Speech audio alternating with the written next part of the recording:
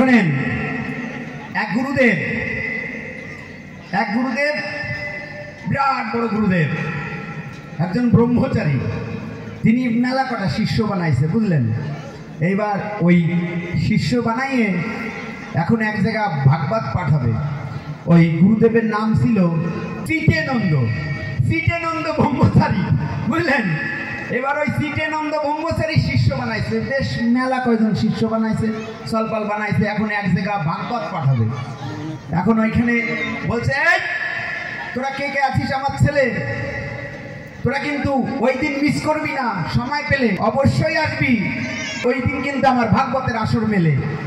তো যাই হোক, ওই ভাগবতের আসর কেবল বইছে, সবাই একদম শিষ্যরা সবাই এসে বসছে। এখন বসার পরে ওই চিতেনন্দ ব্রহ্মচারী উনি ধ্বনি দিয়েছে, রাধা কৃষ্ণ প্রেমানন্দে হরিধ্বনি। ও মা, তুমি আত্মলো কেন?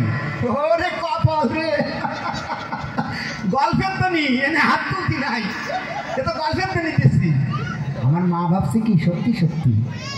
তো ওই যে বলিছে রাধা কৃষ্ণ প্রেমানন্দে হরিধ্বনি বলুন, এই যখন দিয়ে হাত তুলিছে, তারপরে ধরছে, আমার প্রিয় কৃষ্ণ ভক্ত ভগবান, তোমরা তো জানো না এই রাধা কৃষ্ণ একদম নিজের মাসত ভাই বোন, বুঝলে, রাধা কৃষ্ণ মাসত ভাই বোন। এখন ওর মধ্যে একজন ছিল মানকে, ও আবার ওই গুরুর শিষ্য হয় নাই, ওর নাম নেয় নাই, ওই জায়গাতে দাঁড়াইছে, দাঁড়ায় বলছি, গুরুদেব দাঁড়াও, শোনো গুরুদেব, কিরম কথা হলো কদিন? বলে, এই ওরে ডাকছে কিডা ও? কয়, গুরুদেব আমি তো ভাগবত কত জায়গা শুনেছি, রাধা আর কৃষ্ণ আর রাধা, রাধা তো কৃষ্ণের পরম ভক্ত, রাধার মধ্যে থাকে এই সব সময় কৃষ্ণ প্রেমে আসক্ত, তা তুমি রাধা কৃষ্ণ মাসুত ভাই বোন কি করে কোলে? আমার কাছে বলো দেখি খুলে। তখন ওই চিতেনন্দ মহারাজ ব্রহ্মচারী বলছে, এই ওরে ডাকছে কিডা? ও আইসে গানের মধ্যে, হ্যাঁ ও কিডা? ও তো আমার চল না, ওরে তো আমি চিনি না, নাই খাবি দাঁত ভাঙা চর। ওই যখনই গুরুদেব মঞ্চে বসে কইছে দাঁত ভাঙা চর, আসরে যে কয়েকজন ভক্তবিন্দু ছিল, ওরা শিষ্যরা ছিল, ওরা দেখছে যে গুরুদেবের এত বড় অপমান, ওরা দেশে এমন ঠাসো ভাঙা চর, এক চরে মানে চরের চোটে ওর গায়ে উঠে গেছে জ্বর। ও তো কান্তি কান্তি বাড়ি চলে গেছে। বাড়ি যায় ওই মাইনকে রাত্রি গেছে, ওর বাবা আবার বেশ ভালো মোস্তান টাইপের, যাই কাছে, বাবা আমারে মারিছে। কেডা? ওই চিতেনন্দ মহারাজ। হ্যাঁ, চিতেনন্দ মহারাজ, ওর এত বড় সাহস, হ্যাঁ তোরে মাল্লা, তুই কিচ্ছু করলি না, একটু ফসফস। কয়, বাবা মেলা ভক্ত ছিল ওই জায়গা। তুই আমার কথা নিবি, কালকে গিয়ে এর প্রতিশোধ তুই নিবি ওইখানে গিয়ে, নাই তো তুই আমার চল না। এখন ওই মাইনকে কি করছেন, পরের দিন হবে রামায়ণ, বুঝলেন। প্রথম দিন তো ভাগবত হয়ে গেছে, এর পরের দিন রামায়ণ পাঠ হবে। এখন চিতেনন্দ মহারাজ, সবাই ভক্তরা বসে রয়েছে, শিষ্যরা, এখন ধরছে আবার রামায়ণ হবে। রামায়ণ পিতে হরিধ্বনি বলো মন। মারা বুঝে গেছে কাল, এখন আর হাত তুলবে না, দেখিস।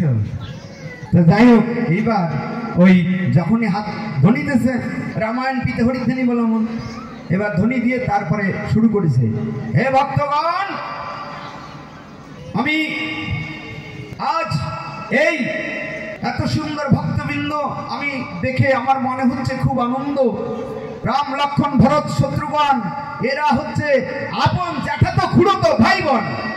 ওই মাইনকে শুনে আবার উঠে দাঁড়াইছে, গুরুদেব। তখন ওই চিতেনন্দ ব্রহ্মচারী বলছে, এই তুই আবার আসলি? কয়, গুরুদেব আমি আইছি আজকে তোমার মহিমা প্রকাশ করতে। কি মহিমা? বলছি, গুরুদেব কালকে তোমার ওই ভুল যখন ধরলাম, যখনই ভক্ত তোমার শিষ্যরা দিল জ্বর, আমার গায়ে উঠে গেছে জ্বর, বাড়ি যায় দেই 204 ডিগ্রি জ্বর। আমার 260 ডিগ্রি জ্বরে মানুষ বাঁচে, সাটান তো দিতে হবেই। এখন ওই কাছে আমার গায়ে এত জ্বর, খাইছি প্যারাসিটামল, কোনোটাই কাজ হয় নাই। কভার এক্সপোর ঠিক আছে, কোনোটাই কাজ হয় নাই। তারপরে ওই তুমি সব যে ঘরে, আমি গিয়ে দেখি ওই ঘরের ভিতরে তোমার টিক্কি ঝুলে রয়েছে খাটের উপরে। অন্ধে গুরুদেব একখানা টিক্কি ছিঁড়ে আমি যখন আটি বাঁধছি আমার গায়ে, তখন জ্বর চলে গেছে কোন জায়গা পালাই, জ্বর সে একেবারে নেমে গেছে, আমার আর গায়ে জ্বর নাই।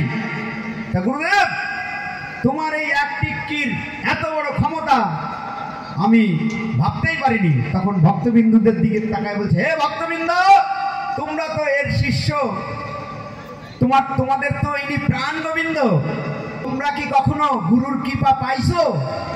আমি পাইছি। আমি গুরুর ওই এক টিক্কিতে আমার জ্বর সেরে গেছে। তখন ওই আসরে বসেছিল ট্যাপার বাবা, ট্যাপার মারে খুঁচাতেছে, কই ওঠো না কেন? তোমার তো সেই বাতের ব্যথা, তুমি নড়তে পারো না, তোমার মাজা ব্যথা, ওঠো শিগগিরি, ওঠো না কেন, আগোই যাও। ওদিকে পাশির বাবা খুঁচাচ্ছে, পাশির মারা, এই তুমি শোনো না, তোমার মায়ের জ্বর, তুমি ওঠো না কেন, তাকে যাও। এদিকে ওরে বাবা রে, আমার মা কি হাসা হাসতেছে রে, ওরে কপাল রে। তো সেই এইবার পাশির মা ঠেলতেছে পাশির বাবারে, তুমি ওঠো শিগগিরি, আগে যাও।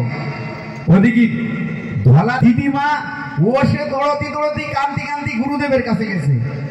এখন গুরুদেব দেখছে দফা সারা, বসে এই তোরা কেউ আসিস না, একটু দাঁড়া। বলেছে টিক্কি তো আজকে আমার একটাও থাকবে না, তো আমারই উড়ে যাচ্ছে টিক্কি, হরি বল। এইবার এই গুরুদেব কি করছে, গুরুদেব কাছে তোরা আসিস নে।